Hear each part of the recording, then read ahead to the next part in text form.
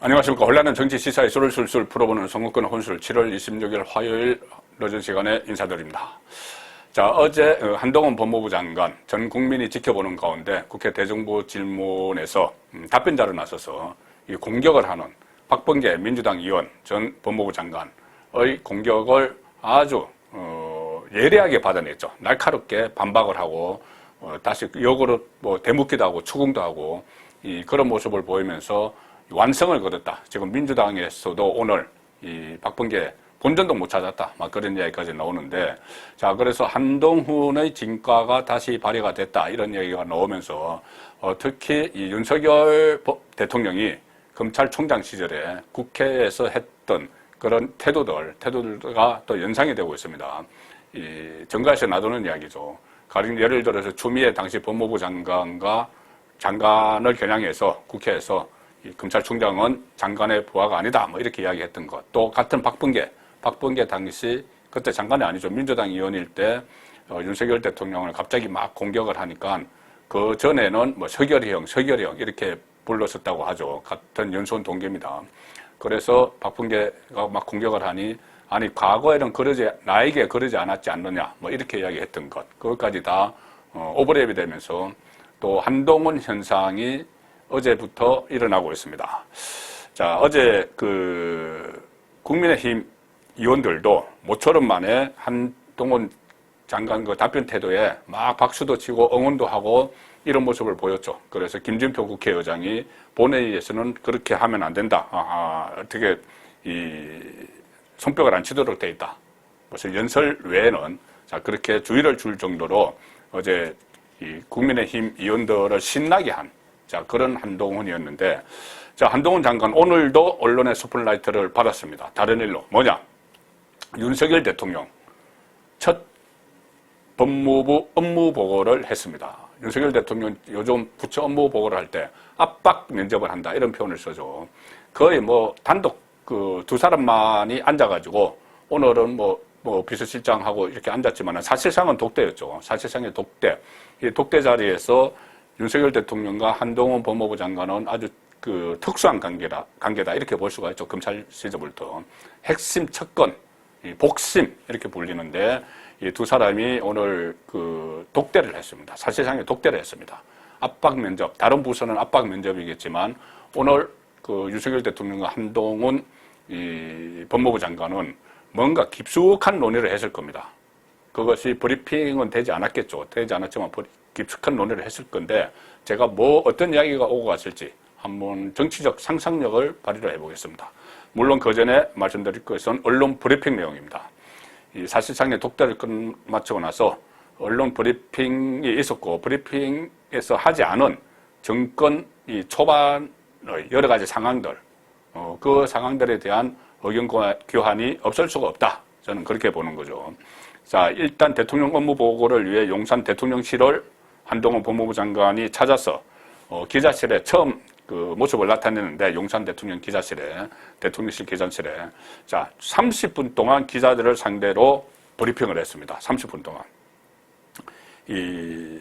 최근에 윤석열 대통령이 스타 장관이 많이 나와야 된다 그러면서 언론과 적극적으로 대화를 하라는 지침을 내렸죠. 거기에 따른 것이기도 하지만은 원래 그전부터도 이 한동훈 장관은 기자들과 만나서도 거침없는 질의 답변을 주고받았죠. 특유의 캐릭터를 발휘를 했고, 어제, 오늘, 기자들과 만나서도 또 야당, 더불어민주당과 문재인 전 대통령을 향해서도 거침없는 직격탄을 막 쐈습니다. 공개 브리핑에서. 약 8분 동안 일단 개괄적인 업무 계획을 설명을 했습니다. 그리고 그 설명을 한 뒤 22분 동안 질의응답을 가졌습니다. 질의응답을 가졌는데 하다가 강인선 대변인이 질의응답 마무리하겠다고 했는데 한동훈 장관이 아니다. 저기 또 손드는 사람 있지 않느냐. 계속하자 해서 또 더 이어졌다고 합니다. 그래서 적극적으로 언론에 대응하는 그런 모습을 보였는데 보통 장관급이나 대통령실의 수석 이렇게 되는 사람들이 백 브리핑을 하면은 공식 브리핑 외에 자리에 나와서 서서 하는 백 브리핑을 하면은 정부 관계자 이렇게 해서 기사가 나가죠. 그런데 한동훈 장관은 그런 것 하지 않고 내 실명을 써도 좋다 이런 이야기도 막 하고 이야기를 한다는 겁니다. 그리고 여러 가지 이 법무부 업무 보고뿐이 아니고 강목절 특사 같은 이런 이야기도 막 나왔기 때문에 사실상의 현안 간담회였다 이런 이야기까지 나올 정도로 이 기자들과 접촉면을 많이 확대를 했습니다.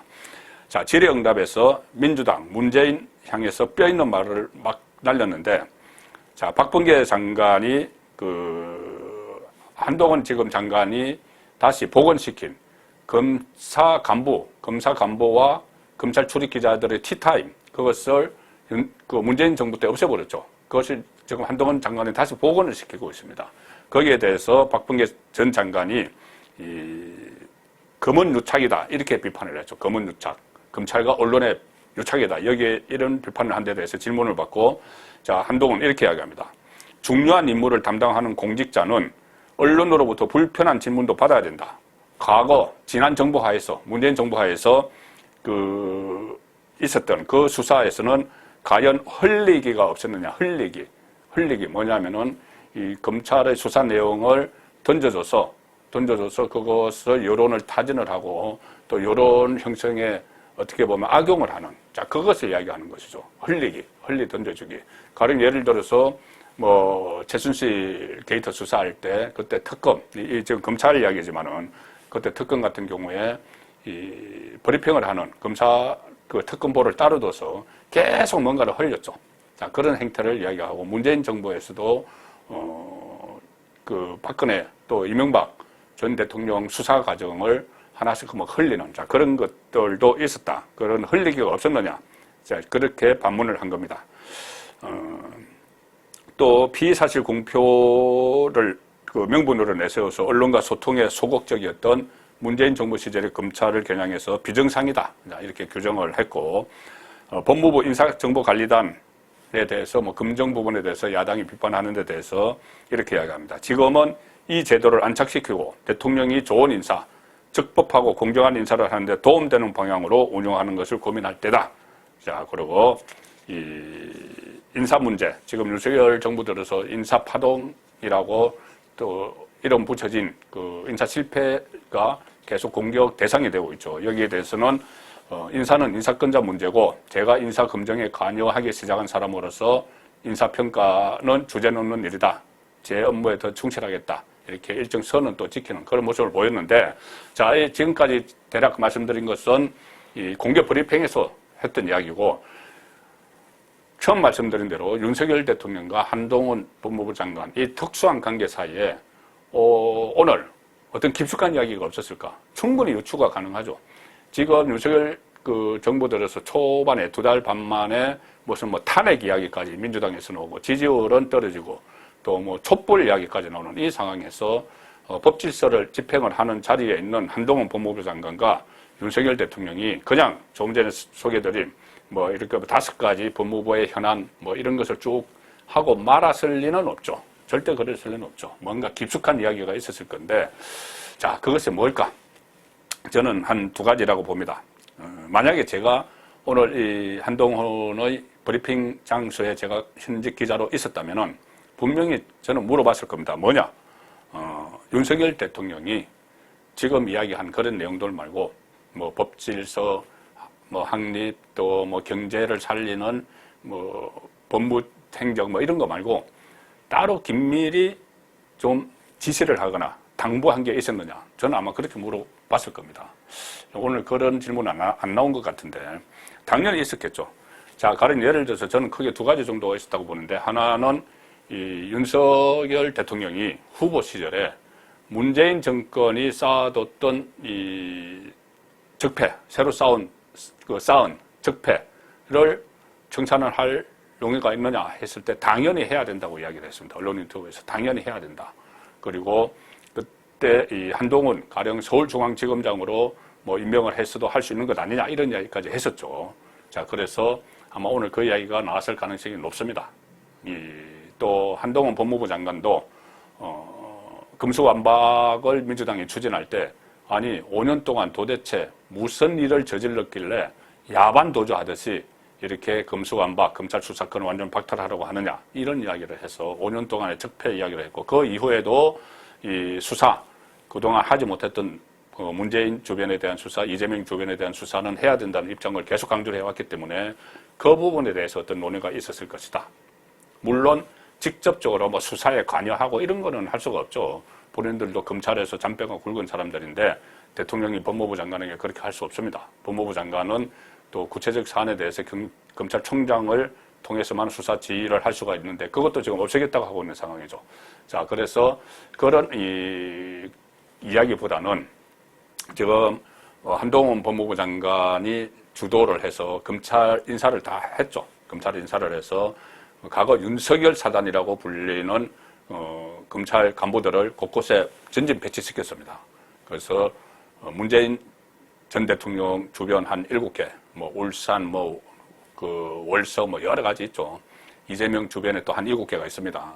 대장동, 복현동, 블랙리스트 문제이고 어쨌든 상당히 많은 이 수사를 하기 위한 진용을 포진을 시켜놨죠.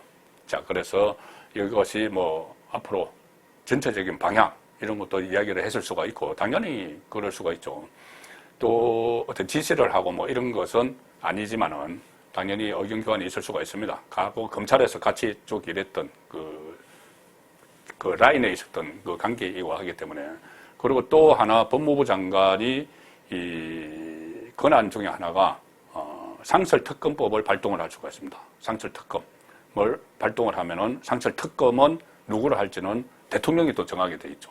자, 그래서 이 상설특검을 활용한 검수완박 때문에 수사가 어려워진다면은 9월달 지나서 유예기간이 지나서 어려워진다면은 상설특검을 활용을 해서 또 신적폐, 문재인 적폐 청산을 하는 방안 이런 것도 충분히 논의가 가능하지 않았겠느냐 저는 그렇게 보고 있습니다.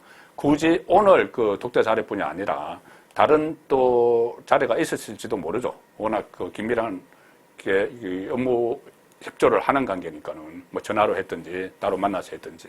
그래서 지금 이 위중한 상황에서 윤석열 대통령의 지지율이 떨어지고 초반부터 국정이 흔들리는 상황에서 그냥 먼 산만 바라보고 있지 않았을 거다. 윤석열 대통령, 한동훈 법무부 장관 라인이. 자, 그런 생각을 하는 겁니다. 그리고 또 하나는 이 두 사람 사이에 긴밀히 이야기할 것 중에 하나는 검수완박에 대한, 검수완박 입법에 대한 헌재의 쟁송을 한 문제. 그것을 앞으로 어떻게 대처를 하고 팀을 어떻게 짜고 본격적으로 앞으로 이것이 이 공방이 이루어질 텐데 어떻게 할 것이냐. 자, 그런 문제를 비롯해서 아마 한동훈 장관과 윤석열 대통령, 한동훈 장관이 오늘 단독 그 업무보고에서 상당히 깊숙한 이야기가 오고 갔을 가능성이 높다. 그리고 그 논의들이 이 윤석열 대통령의 지지율 하락을 멈추게 하고 지금 일단 좀 섭섭됐죠. 반등을 할 수 있는 여러 가지 조치들이 취할 수가 있고 그 중심에는 한동훈 법무부 장관이 있을 수 있다. 자, 그런 분석 오늘 드리겠습니다. 송국근의 혼술이었습니다.